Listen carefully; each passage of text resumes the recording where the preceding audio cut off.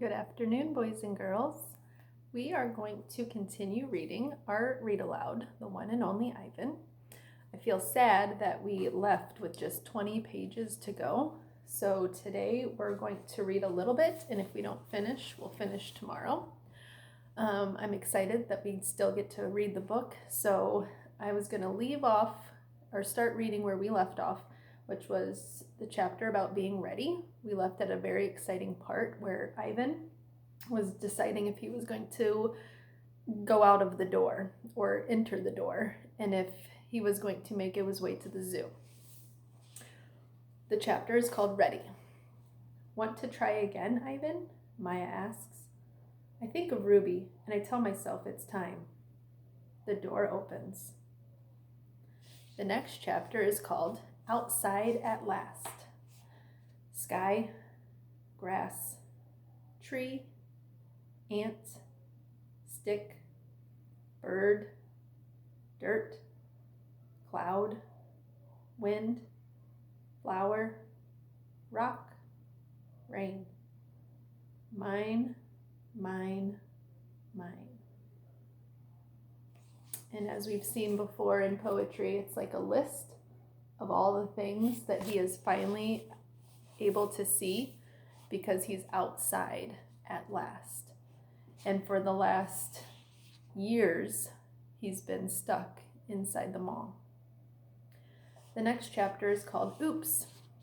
I sniff, approach, strut a bit. But the others don't welcome me. They have sharp teeth and loud voices. Did I do something wrong? Kenyani chases me. She throws a stick at me. She corners me. I know that she's testing me to see if I'm a true silverback, one who can protect her family.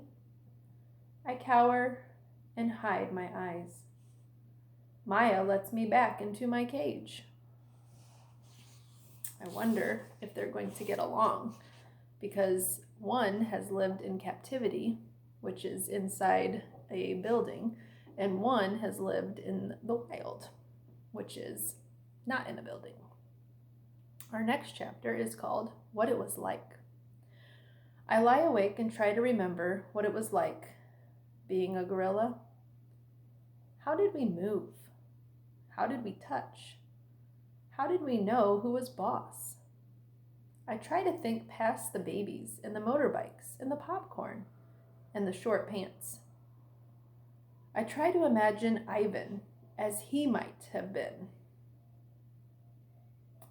When they're in the mall and they have their shows, there's babies and motorbikes and popcorn, and that's very different than being in the wild or being in a zoo, which is where we are making an inference and we think that Ivan is at. We think he's in the zoo, but he's also been in the wild before.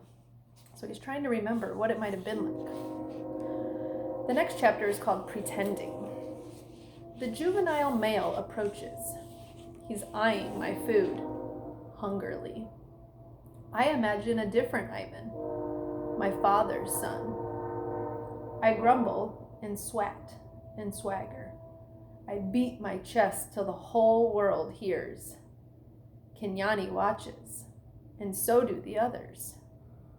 I move forward, the young upstart, and he retreats, almost as if he believes I'm the silverback I'm pretending to be.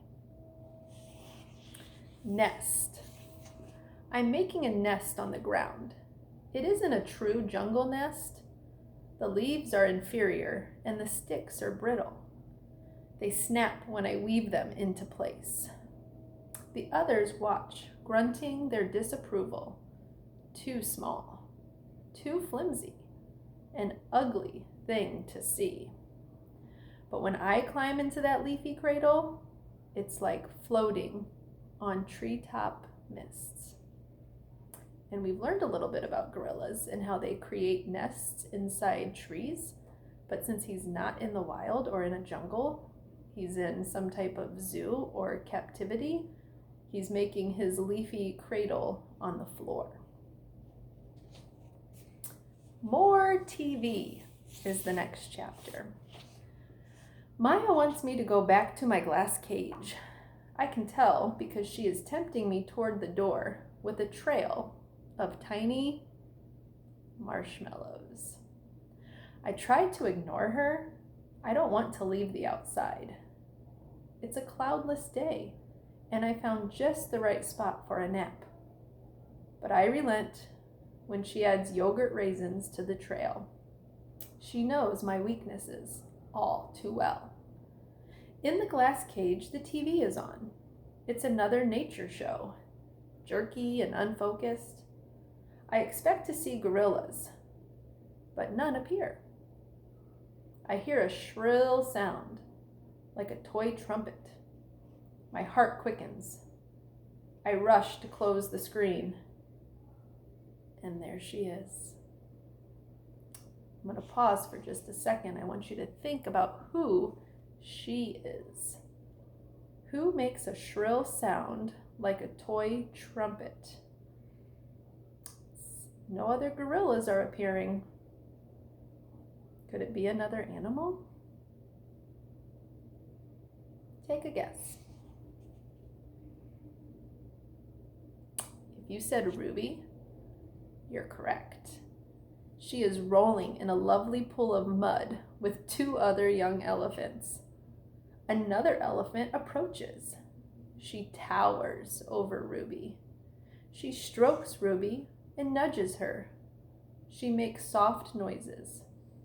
They stand side by side, just the way Stella and Ruby used to do. Their trunks entwine. I see something new in Ruby's eyes, and I know what it is. It's joy. I watch the whole thing, and then Maya plays it again, for me, and again. At last, she turns off the TV and carries it out of the cage. I put my hand to the glass. Maya looks over. Thank you, I tried to say with my eyes. Thank you. So if you're reading closely or listening closely, Ruby wasn't really there with her. With Ivan, him. He was watching her on her TV. So when he turned it on and he saw there were no other gorillas, he was confused. But then he saw Ruby. And he saw Ruby with two other young elephants. And they were playing and nudging and being together. And Ivan thought he saw in her eyes something new, which was joy. We're going to stop there today. Next chapter is called It. And we're going to leave off and we'll read a little bit more tomorrow. And we'll see how far we get. Hope you enjoyed today's read aloud. Thank you.